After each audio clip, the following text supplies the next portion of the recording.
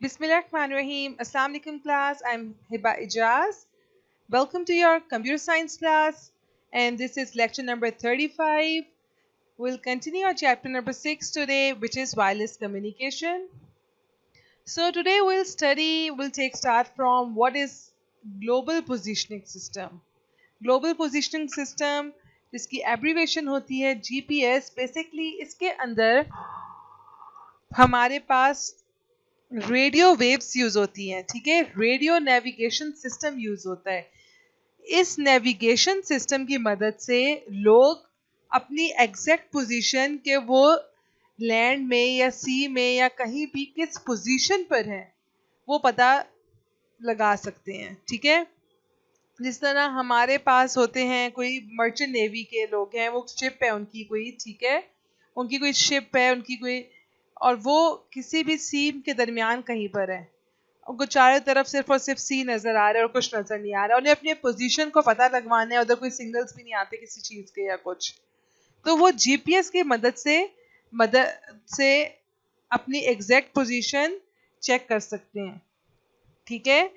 GPS के अंदर radio navigation system use होता है, ठीक है. ये बेसिकली है ही रेडियो नेविगेशन सिस्टम, और उसकी मदद से वो नेविगेट कर सकते हैं अपनी पोजीशन के, वो किस जगह पे हैं, किस लोकेशन पे हैं. जैसी मर्जी वेदर कंडीशन हो, बेशक जो मर्जी टाइम हो, उनकी पोजीशन चेक हो सकती है, ठीक है. अब हमारे पास रेडियो नेविगेशन सिस्टम में जीपीएस में बेसिकली हमारे पास यूज होती हैं सैटेलाइट्स, ठीक है.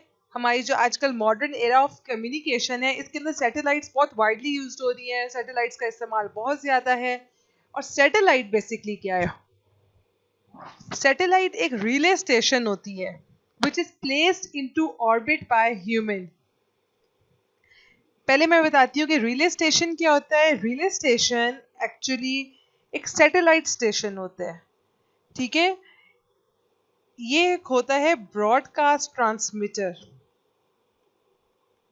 ब्रॉडकास्ट ट्रांसमीटर का मतलब क्या है कि जब इसके पास सैटेलाइट के पास किसी चीज़ के सिग्नल्स आते हैं, सिग्नल्स को रिसीव करता है, ठीक है, तो उन सिग्नल्स को एम्पलीफाई कर देता है, उनको बूस्ट कर देता है, उनको रिपीट कर देता है, ठीक है.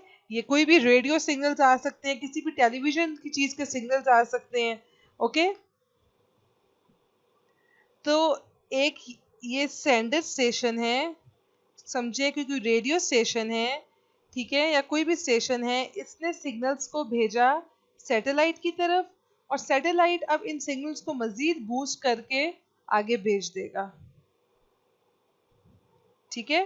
तो हमारे पास जो ग्लोबल पोजीशनिंग सिस्टम है, इसके अंदर अगर किसी ने अपनी पोजीशन चेक करनी है तो वो इस सैटेलाइट की मदद से चेक कर सकता है. सैटेलाइट बेसिकली एक रिले स्टेशन होता है, और ये सैटेलाइट एग्जिस्ट कहाँ करती है? अब देखिए हमारी अर्थ है ना, अर्थ के हमारे पास ऑर्बिट्स होते हैं, ठीक है. तो इन ऑर्बिट्स में, जो कि ऑर्बिट्स अर्थ के अराउंड रिवॉल्व हो रहे हैं, इन ऑर्बिट्स में सैटेलाइट को भेज दिया जाता है और ये इन ऑर्बिट्स में रिवॉल्व करना शुरू हो जाती है, ठीक है. तो हमारे पास जीपीएस के अंदर एक रेडियो नेविगेशन सिस्टम है, ठीक है, बेसिकली जो कि अलाउ करता है people on land, in sea और in the air to determine their exact position 24 hours a day anywhere in the world in all weather conditions, okay. In the modern era of communication, satellites are widely used. A satellite is a relay station which is placed into orbit by human. They are sometimes called artificial satellites to distinguish them from natural satellites such as a moon. Moon भी एक satellite है क्योंकि वो अर्थ के orbit में है, अर्थ के around revolve कर रही है. तो ये तो हमारे पास मून क्या है, अल्लाह ताला की तरफ से है, ये एक नेचुरल सैटेलाइट है. लेकिन जो ये सैटेलाइट्स जो कि इंसान भेजते हैं ऑर्बिट के अंदर, ह्यूमंस भेजते हैं, उनको कहा जाता है आर्टिफिशियल सैटेलाइट्स, ओके. तो सैटेलाइट्स का डिफरेंट पर्पसेस होते हैं, जैसे कि मैंने बताया अभी कि हमने जीपीएस के लिए इस्तेमाल होता है. इसके अलावा सैटेलाइट्स बहुत मिलिट्री और सिविलियन अर्थ ऑब्जर्वेशन सैटेलाइट्स होती हैं. कम्युनिकेशन के लिए सैटेलाइट्स भेजी जाती हैं, ठीक है। नेविगेशन सैटेलाइट्स होती हैं जिसकी मदद से अपनी पोजीशन पता कराई जा सकती है। वेदर सैटेलाइट्स होती हैं जो वेदर फोरकास्टिंग के लिए यूज़ होती हैं, और डिफरेंट रिसर्च सैटेलाइट्स होती हैं, डिफरेंट किस्म की एस्ट्रोलॉजिकल आपने अगर कोई रिसर्च करनी हो या डिफरेंट रिसर्चेस के लिए सैटेलाइट्स का इस्तेमाल किया जा रहा है। The orbits used by the satellites may be defined as geostationary Earth orbit, medium Earth orbit and low Earth orbit. तो ये वो ऑर्बिट्स हैं जिनके अंदर सैटेलाइट्स को भेजा जाता है, ठीक है। अर्थ के अराउंड जो जिन ऑर्बिट्स के अंदर सैटेलाइट्स को भेजा जाता है उनको बेसिकली 3 कैटेगरीज में डिवाइड किया गया है। First one is geostationary orbit, earth orbit, second one is medium earth orbit and third is low earth orbit, ठीक है। अब हम इन तीनों को वन बाय वन स्टडी करते हैं कि ये क्या है।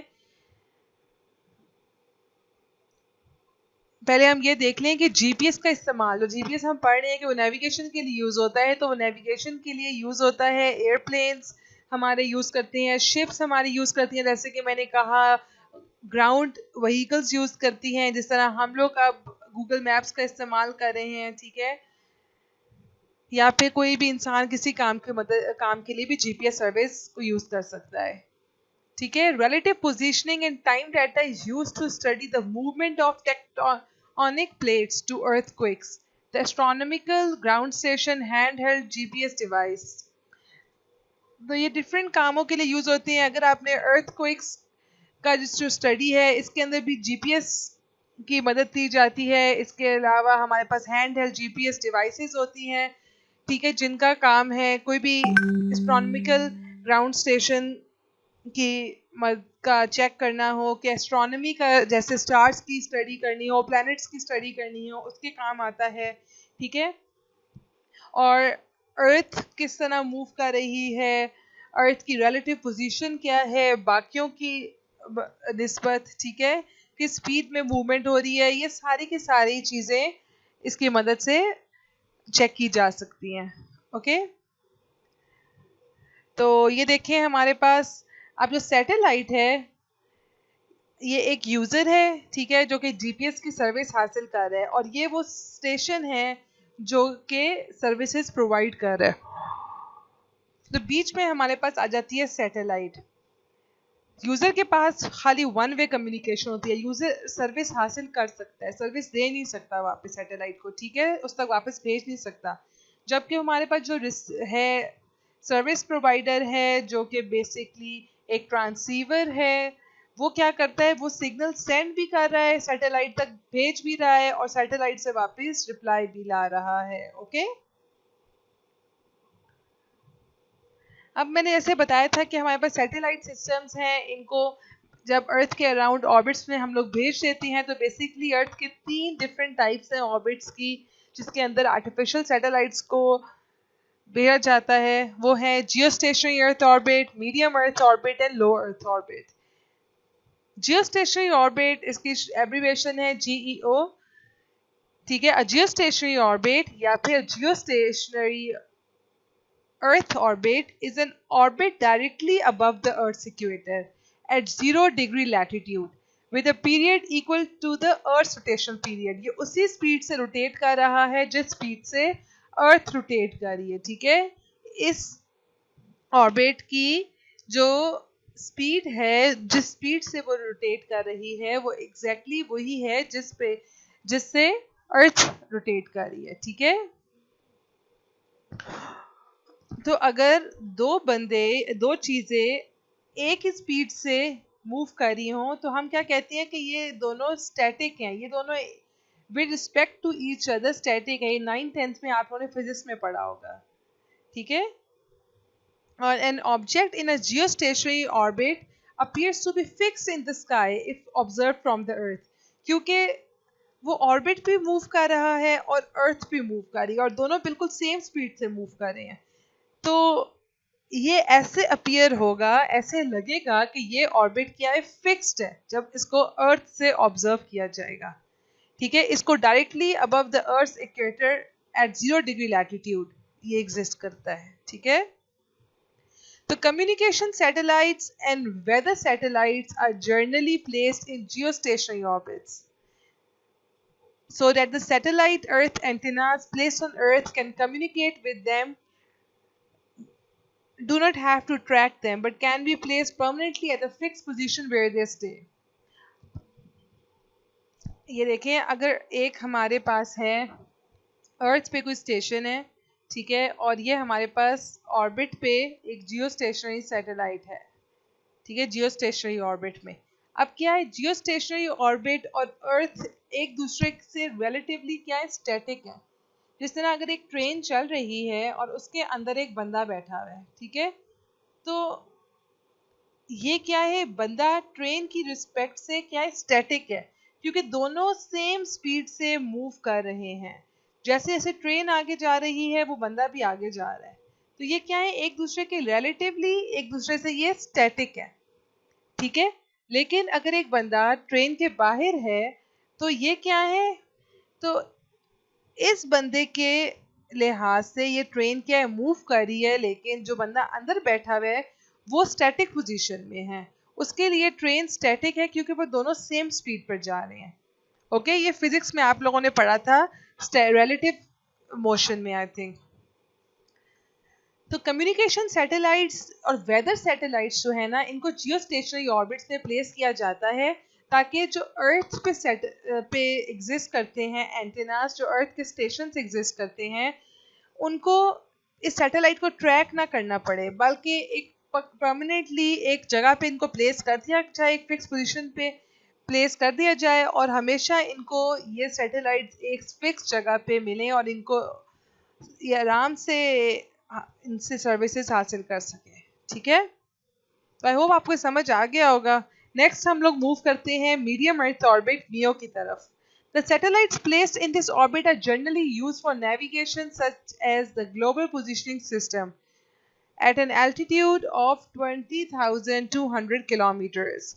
तो ये 20,200 किलोमीटर्स की हाइट पे एग्जिस्ट करते हैं, कि एल्टीट्यूड पे एग्जिस्ट करते हैं, और ये सैटेलाइट्स जो कि मियो के ऊपर हैं, इस ऑर्बिट पे हैं, उनका बेसिकली काम है नेविगेशन का.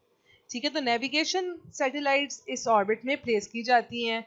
ये हमारे पास एक एग्जांपल दी हुई है ग्लोनास की, रशियन सैटेलाइट है, बेस सिस्टम है, और वो हमारे पास एग्जिस्ट करती है मियो के अंदर. ठीक है, और उसका एल्टीट्यूड क्या है फ्रॉम अर्थ, 23,222. ओके, इस सैटेलाइट का, सॉरी 19,100 किलोमीटर्स. और एक और सैटेलाइट है यूरोपियन यूनियन सैटेलाइट, उसकी जो हाइट है फ्रॉम अर्थ वो है 23,222. तो हमारे पास इसको कहाँ पे रखा जाता है, इस सैटेलाइट को, मीडियम अर्थ ऑर्बिट को, इसको जियो स्टेशनरी से नीचे और लो अर्थ ऑर्बिट जो कि लियो है उससे ऊपर रखा जाता है. तो ये दोनों के दरमियान में आती है, लो अर्थ ऑर्बिट और मीडियम जियो स्टेशनरी अर्थ ऑर्बिट के दरमियान में आती है ये. ओके, तो हमने देखा कि जियो अर्थ ऑर्बिट के अंदर जो सैटेलाइट्स आती हैं, और बेसिकली कम्युनिकेशन सैटेलाइट्स आती हैं, वेदर सैटेलाइट्स आती हैं, जबकि जो मीडियम अर्थ ऑर्बिट मियो के ऊपर सैटेलाइट्स भेजी जाती हैं, तो इस ऑर्बिट में भेजी जाती हैं वो मोस्टली नेविगेशन सैटेलाइट्स भेजी जाती हैं. ठीक है, और लो अर्थ ऑर्बिट सैटेलाइट का देखते हैं आप, कि इसको हम लोग लो ऑर्बिट भी कहते हैं. It's generally defined from the earth surface up to an altitude of 2,000 kilometres. ठीक है, सिर्फ 2,000 किलोमीटर्स से अर्थ की हाइट पे ऊपर डिस्टेंस पर इसको प्लेस कर दिया जाता है. लेकिन कॉमनली कहा जाता है कि लियो 160 किलोमीटर्स से लेकर 2,000 kilometres above earth surface exist करती हैं. तो जब इनका डिस्टेंस कम होगा अर्थ से, तो किसी सैटेलाइट को भेजना उस डिस्टेंस तक आसान है कंपैरेटिवली, उसमें कम एनर्जी रिक्वायर्ड है. ओके, देखें, अगर आप लोगों ने एक बॉल को ऊपर उछालना है, जितना नज़दीक बॉल होगी उतनी कम एनर्जी चाहिए होगी. ठीक है, इसी तरह जिस तरह लियो को अगर एक लेस एल्टीट्यूड पे भेजना है, जो कि 160 किलोमीटर्स और 2,000 किलोमीटर्स के दरमियान है, तो उसके लिए लेस एनर्जी रिक्वायर्ड होगी. और उसके लिए लो पावर एम्पलीफायर्स चाहिए होंगे कम्युनिकेशन के लिए भी, ठीक है। तो डिफरेंट कम्युनिकेशन एप्लीकेशंस में यूज़ होती है ये लियो अर्थ ऑर्बिट सैटेलाइट्स, जैसे इंटरनेशनल स्पेस स्टेशन है, द स्पेस शटल है, हबल स्पेस टेलीस्कोप, ये सारी की सारी ये फेमस सैटेलाइट्स हैं। इनका क्या मकसद है ये आप लोग सर्च कर सकते हैं, क्योंकि हमारे इतना में डीप नहीं जाना इनके।